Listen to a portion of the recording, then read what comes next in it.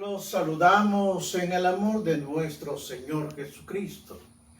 Este es el programa El Ministerio El Gozo de Jehová.com, que semana a semana trae una clase para edificar al pueblo de Dios. Vamos a adorar al Señor, vamos a glorificar tu nombre. Cuando el pueblo alaba a Dios suceden cosas maravillosas. Cuando el pueblo alaba a Dios suceden cosas maravillosas. Hay sanación, liberación, se siente su bendición. Hay sanación, liberación, se siente la bendición. Cuando el pueblo adora a Dios suceden cosas maravillosas. Cuando el pueblo adora a Dios suceden cosas maravillosas. Hay sanación, liberación, recibes tu bendición. Hay sanación, liberación, recibes tu bendición. Bendito eres, Padre de la gloria. A ti sea el honor, la gloria por siempre, mi Señor. Hermanos, vamos a seguir con la clase, con la sección que hoy vamos a estudiar el libro de Juan, capítulo 4, versículo 24. Recuerde, mantenga el libro de Génesis abierto porque el estudio es en ese libro. Vamos a esperar que usted tenga su libro de notas listos para comenzar esta clase. Pero la palabra de Dios la leo a la gloria del Padre, del Hijo y del Espíritu Santo. Su palabra dice: Dios es espíritu, y lo que le adoran en espíritu y en verdad es necesario que lo adoren. Gracias, Padre, por tu palabra. Bendito sea Jesús y bendito el Espíritu Santo. Padre, te pido que el Espíritu Santo me ayude a discernir tu palabra. Pon palabra en mi boca, Señor, para edificar al pueblo tuyo, Padre. Amén. Bien, hermanos, vamos a continuar y a este tema le he puesto la adoración al Dios Supremo. Es interesante ver cómo se va a desarrollar esta clase, porque el Dios de Génesis es el soberano absoluto de la creación y el único digno de ser adorado por todas sus criaturas como nosotros. Honrarle significa rendirle honor, tributo y ser el quien es. Es el soberano de nuestras vidas. Hay que adorarlo. Dios debe ser adorado. Dios debe ser glorificado en espíritu y en verdad. Lo dice el texto de Juan 4:24. Porque adorar a Dios es la actitud que glorificarle en su presencia, con nuestras voces o con nuestros corazones. Dios es incomparable, hermanos, y es el único, es el primero, es el último, el que fundó la tierra y extendió los cielos. De acuerdo al libro de Isaías, capítulo 48, del 11 al 13. Observemos mejor esta clase. Génesis realmente se centra en el Dios Todopoderoso, que crea no solo el universo, sino que también al hombre es que también lo crea. ¿Para qué? Para que sea el mayordomo y glorifique a su creador. Para eso es que hemos nacido, para glorificar, para honrar. Mas sin embargo el hombre decide desobedecer a Dios, al Dios soberano, y esa desobediencia resulta en graves consecuencias terribles para toda la humanidad. Es terrible, hermanos, desobedecer al Padre. Génesis muestra que el plan interno de Dios incluye la redención de los pecadores. Plan que se desarrolla mediante el propósito selecto de Dios y que culmina con la venida del Mesías a la tierra para redimir a los descendientes de Adán. Ahora bien, vamos a observar y entender esto, porque es un comienzo donde hablamos de Génesis 1:1 y Génesis 1:2. Hay que tener cuidado, hermanos, porque siempre aparecen ahí gentes expresando sus teorías. Porque observe bien el 2, capítulo 1, versículo 2. Y la tierra estaba desordenada y vacía, y las tinieblas estaban sobre la faz del abismo, y el Espíritu de Dios se movía sobre la faz de las aguas. Acá hay 3 puntos que hay que desarrollar. No podemos leerlo en una forma sin entender realmente lo que estudiamos. Porque la relación entre Génesis 1 y Génesis 1:2 ha sido tema de controversia por largos años. No es ahora. Eso es de largos años. Esto es entre los intérpretes y los comentaristas. Como se ha sugerido anteriormente, es mejor adoptar la postura tradicional que tiene Génesis 1:1, que es una cláusula independiente, porque Dios creó los cielos y la tierra. Pero observemos el versículo 2. Es por lo tanto una ampliación de la declaración del versículo 1. Ahora, a través de esta palabra que estamos leyendo, han surgido varias teorías. ¿Por qué el 1 y el 2 en una forma brusca están separadas? El hombre no entiende que Dios puede hacer como Él quiere, sino que Él quiere agregarle, quiere añadirle. Y comienza con la teoría de la brecha o el espacio vacío. Esta teoría, hermanos, es conocida como la teoría de la ruina y reconstrucción. Recuerde esta teoría. Y como la teoría del cataclismo. Sí, hermanos. Fue propuesta por el teólogo escocés Thomas Carmer en el año de 1814. Él lo sugirió, él lo desarrolló y escribió muchas posturas sobre este libro. Posteriormente lo adoptó el sociólogo, un hombre editor de la Biblia que lleva su nombre, llamado Donald Grey Barnhouse, famoso pastor presbiteriano de Filadelfia, y también por George Pember, autor de la obra Las eras tempranas de la Tierra. Es decir, cada quien aparece de vez en cuando y quiere crear una teoría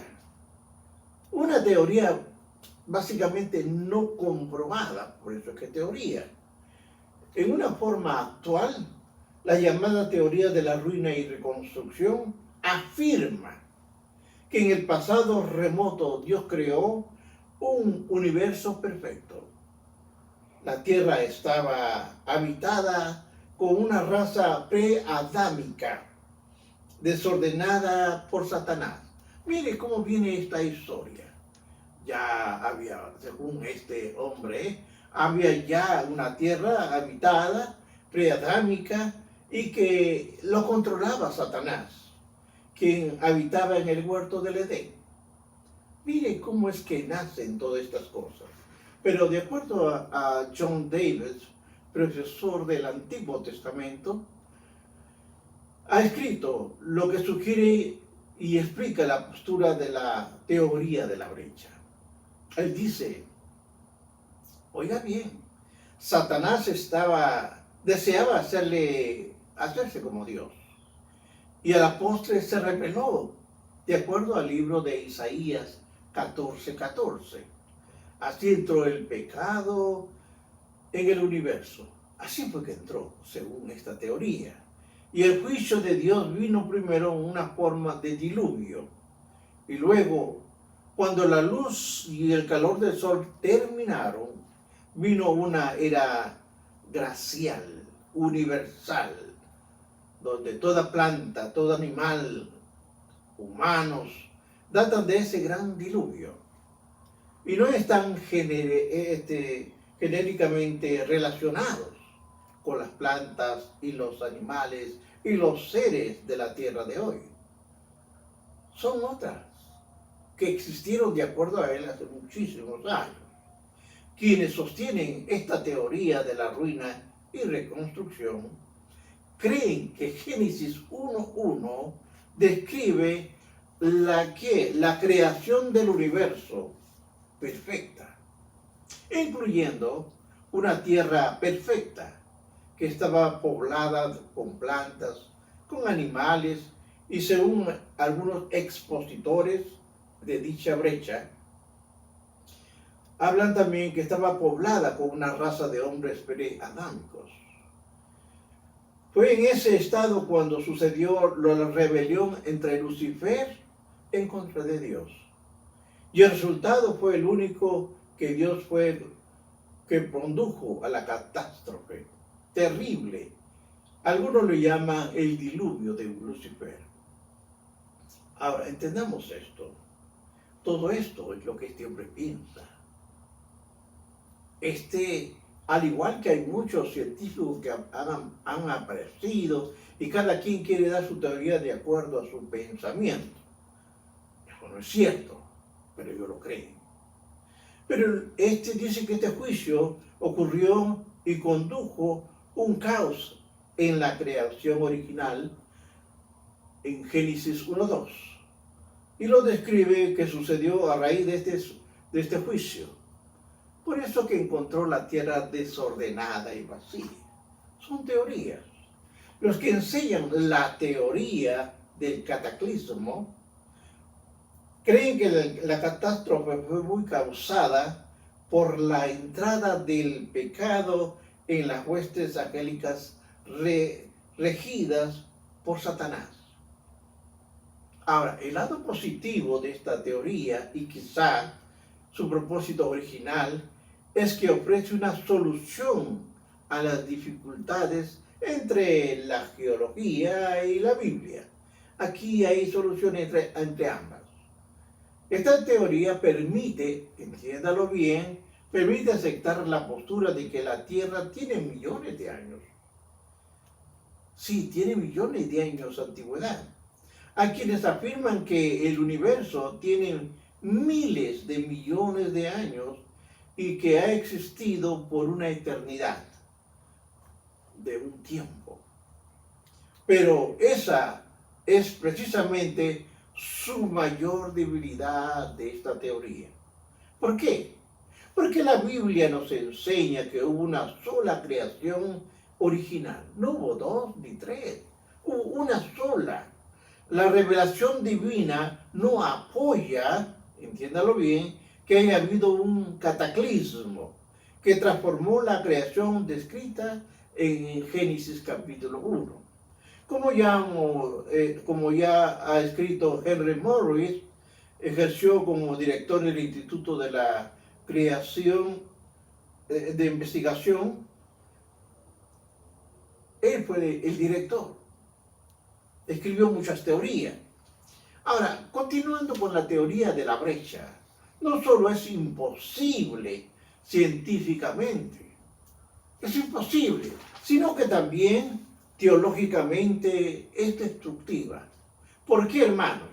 Porque al aceptar el sistema de edades geológicas, el estudio de la Biblia afecta también el testimonio de los fósiles que identifica esas edades. Los fósiles, sin embargo, son cosas muertas. Hablan claramente de un mundo de sufrimiento, de enfermedades, y un mundo de muerte. Ahora, entendamos esto. Esto es muy interesante, porque lo que está describiendo este hombre, este científico, es un mundo parecido al mundo nuestro, pero no lo es. Un mundo que contiene tiburones, tal vez cocodrilos, tortugas, murciélagos, muchas especies como dinosaurios y otros animales ya extinguidos. Pero ese mundo, el mundo de entonces, pereció, ha desaparecido. Ahora, si nosotros tomamos en cuenta lo que nos habla en 2 de Pedro 3:6, nos dice así, pon atención, por lo cual el mundo entonces pereció anegado en agua. Si así ese mundo existió, acá ahí, si este mundo existió antes que el supuesto cataclismo preadámico, entonces existió también del pecado. De ese pecado viene de Satanás, que produjo ese cataclismo. Es decir, el sufrimiento y la muerte existieron durante esos millones y millones de años antes que el pecado de Satanás y el subsiguiente pecado de Adán entraran a este mundo. Pero vuelvo otra vez, son teorías. Como ya hemos señalado, quienes sostienen la teoría de la existencia de una brecha, porque eso es lo que ellos llaman la brecha entre el versículo 1 y 2, esa brecha. Porque un punto que Dios creó los cielos y la tierra y después estaba desordenada y vacía. Esa brecha es lo que está llevando a muchas confusiones. Porque si es verdad Génesis 1 y 2, lo hace con el propósito de armonizar la enseñanza bíblica con las conclusiones de la ciencia respecto a la edad del universo. Ahora, observemos esto.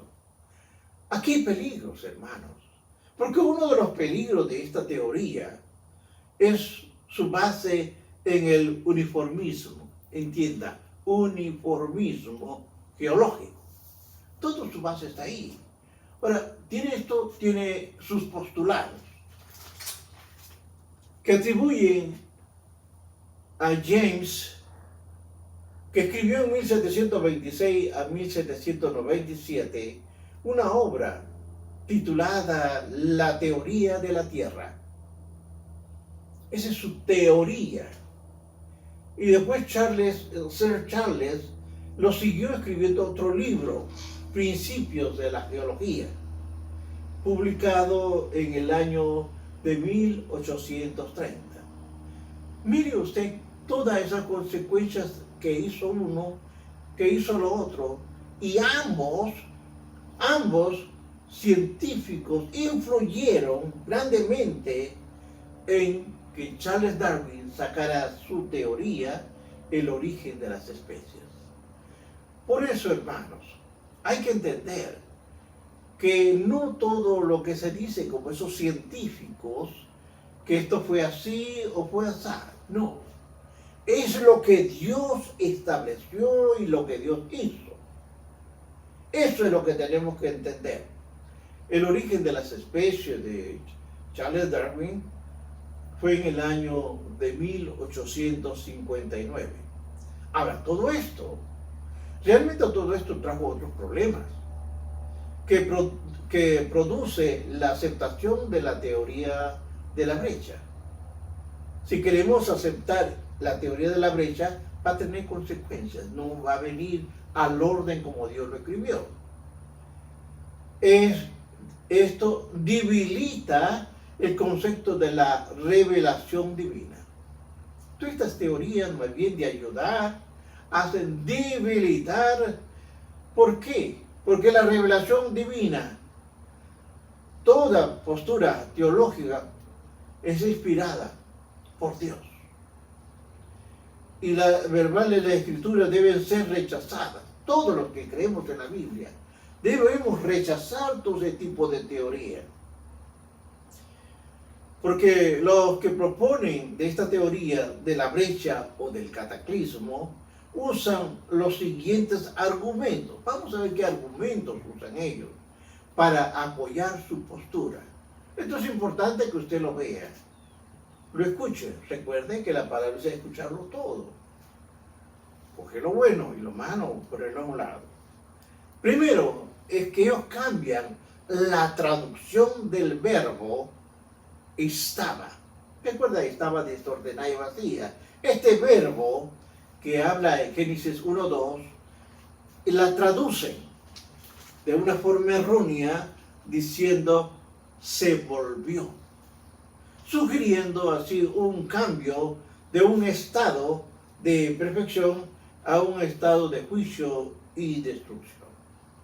Porque las traducciones eso lo llevan. Si no ha sido traducido de la forma correcta, nos lleva a llevarnos a un lugar de confusión. Pero la forma del verbo ser, que aquí aparece, se traduce estaba y o era, de las centenas de veces que se usa en el libro de Pentateuco. Solo en 6 ocasiones, hermanos, el contexto requiere que se traduzca se volvió. Vea usted Génesis capítulo 3, versículo 22. O si es mejor, lo quiere ver en el capítulo 19, 26. Ahora, es importante observar que en las 6 excepciones mencionadas hay un cambio del estado, no a un cambio de condición. Hay cambio. Sus traducciones son malas y eso lo conlleva a desarrollar ciertas creencias. Segundo punto a observar en esto, que es otro argumento de la teoría del cataclismo. ¿En qué se basa? En la base de que estaba la tierra desordenada y vacía. Dicen que sustentan esta preposición, que dicha frase es inapropiada para una creación divina. Esto es inapropiado, dicen ellos. Y afirman además que la creación de un caos es igual que nada. A eso añaden que la expresión desordenada y vacía aparece 2 veces en los pasajes donde se habla del juicio divino, y lo dice Isaías capítulo 24:3 y también el libro de Jeremías capítulo 4:23. Aunque este argumento realmente parece convincente, no toma en cuenta que la frase se usa en otros pasajes donde no connota mal. Job 26:7 o 6:18. O es más, usted lo puede ver en Deuteronomio 22:10. Los que abogan a favor de esta teoría del cataclismo también apelan que a Isaías 45:18, pero el mencionado texto no apoya la teoría de la brecha. No lo apoya. Porque como puede observarse, dicho versículo tiene que ver con el propósito de la creación y no con el estado de lo mismo. Ahora, observa usted lo siguiente. La expresión desordenada y vacía es una expresión poética cuyo significado solo puede determinarse con el contexto. Ahora, la idea desordenada y vacía implica no apta para ser habitada. En el contexto de Génesis 1:2, versículo 1, capítulo 1, versículo 2, dicho vocablo podría traducirse como morfa. Es mediante la acción creadora de Dios de la tierra. Es hecha en lugar de un acto para ser habitado. Ahora, observe que la locución desordenada y vacía que se está hablando señala el estado primitivo de la tierra, es decir, la condición original en la cual fue creada o el estado en que se hallaba antes de ser preparada para que el hombre habitara. Esos son teorías. Obviamente, tercer punto. Los defensores del cataclismo dicen que el vocablo tinieblas siempre representa pecado y juicio. Y por lo tanto, puesto que Dios no dijo que las tinieblas eran buenas, tal como lo hizo con la luz en Génesis 1:4, debe asumirse, entienda bien, que la creación original fue hecha en la luz y que las tinieblas son el resultado del juicio del pecado. Aunque este argumento realmente parece tener sentido, debe tener en cuenta que no siempre las tinieblas son símbolos de pecado en la Biblia. Si nosotros observamos el Salmo 104, del 19 al 24, señala lo contrario. Además, la Escritura, hermano, dice que Dios creó todas las cosas, incluyendo la noche y la mañana. El texto bíblico dice, y vio Dios todo lo que había hecho, y aquí era bueno en gran manera. Génesis capítulo 1, versículo 31. Ahora, Génesis nos habla de las tinieblas del 1:2. Ahora, ¿qué pasa con esto? Porque van a formar parte de lo que Dios había hecho y que él mismo declara bueno en gran manera. Vamos a explicarle un poco esto, porque finalmente debe tener en cuenta que el autor de Génesis, en este caso Moisés, escribió Éxodo 20:11, donde dice, porque en 6 días hizo Jehová los cielos, la tierra y el mar, y todas las cosas que en ellos hay, y reposó en el 7º día. Por lo tanto, Jehová bendijo el día del reposo y lo santificó. Este versículo no deja, hermano, no deja espacio alguno para una supuesta brecha. No hay espacio. Dios dijo, lo hice en 5 días y en el 6º creó al hombre. Es así como fue, no con estas supuestas teorías. Ahora, en Génesis 1:1 y 1:2, el 1:1 es una cláusula independiente. Y es una cláusula independiente, y Génesis 1:2 es el complemento circunstancial que describe la condición de la tierra cuando fue creada por el poder soberano de Elohim. Ahora, entienda esto. Las cláusulas que componen el versículo dan detalles adicionales acerca de la creación. La primera cláusula dice que la tierra estaba en un estado amorfo o vacío, que necesitaba recibir forma, es decir, ser ordenada y llenada en una forma progresiva. Eso fue lo que Elohim hizo en 5 días literales, antes de crear al hombre y colocarlo como mayordomo de la tierra. Es importante que usted tenga en cuenta. Ahora, cuando nosotros vemos y seguimos viendo la parte 1, 2, capítulo 1, versículo 2, la parte B, donde dice, y las tinieblas estaban sobre el abismo. Esto es interesante. Además de estar no solamente desordenada y vacía, es decir, no apta para ser habitada, la tierra estaba cubierta por tinieblas, como parte de la creación original.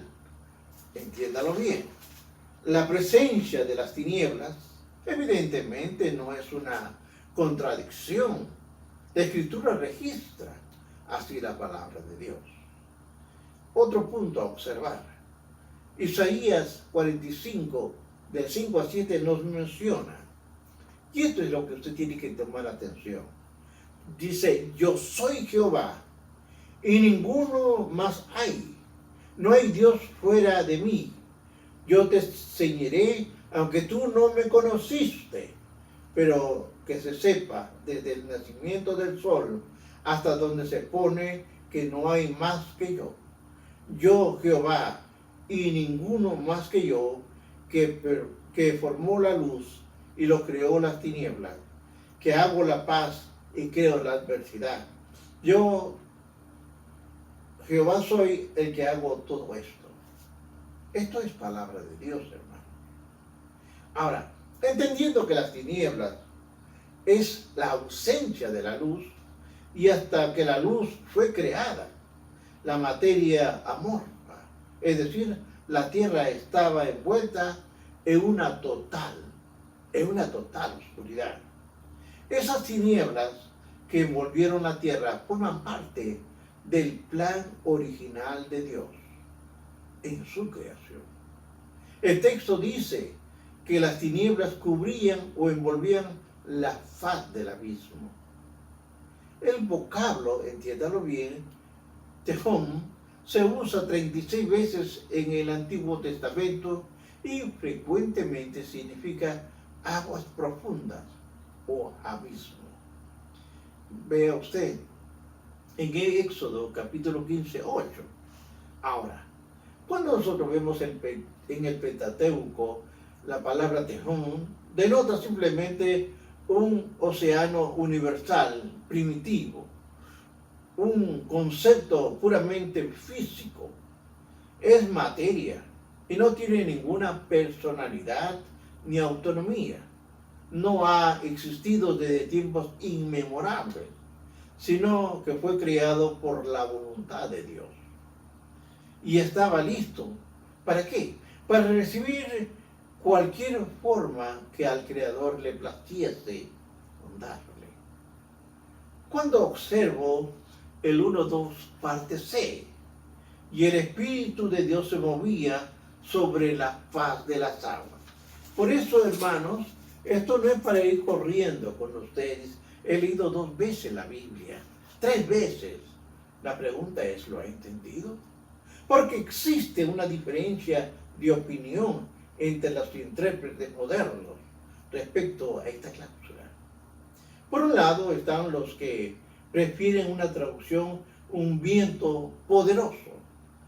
La producción del viento moderno sopla sobre la superficie de las aguas y que se basa en el hecho que el vocablo hebreo puede significar viento y Elohim puede traducirse como poderoso. Otros comentaristas de la talla de Humberto Casuto o de Leopoldo prefieren la traducción clásica, que es decir, y el Espíritu de Dios. Ese es el que se movía, ese viento que soplaba de una forma poderosa, ese era el Espíritu de Dios. Lo cierto es que Dios está presente en la plenitud de su ser en la obra de la creación. El Espíritu de Dios, hermanos, es la cláusula formativa de toda vida. El Espíritu Santo revolotea. Óigalo bien. El Espíritu Santo revolotea con cuidado tierno para proteger y dar forma y proteger a la creación, tal como lo expresa el Cántico de Moisés. ¿Qué dice el Cántico de Moisés en Deuteronomio 32:11? Dice, como el águila que excita su nidada, revolotea sobre sus pollos, extiende sus alas, los toma, los lleva sobre sus plumas. Hermano, si bien es cierto que la Trinidad como tal no parece plenamente revelada en el Antiguo Testamento, no puede negarse que las 3 personas de la Trinidad están activas a través de la historia del Antiguo Testamento. En Génesis 1:2, el Espíritu Santo está activo en la obra de la creación. También llenó a Bezalel para que realizase el diseño del tabernáculo en Éxodo capítulo 31:3 al 35:31. Y David fue ungido por Samuel como rey de Israel. ¿Y qué ha pasado? Y fue lleno del Espíritu Santo. Primera de Samuel, capítulo 16, 3. Hermanos, es mejor que usted se detenga a estudiar la palabra de Dios, a estudiarla, no mirarla ni pasar las páginas, estudiarla, creer en la palabra y no en teorías falsas que dejan que uno se desvíe, porque ya va a creer en teorías y no va a creer en la palabra fiel de nuestro Señor. Bendiciones, hermanos.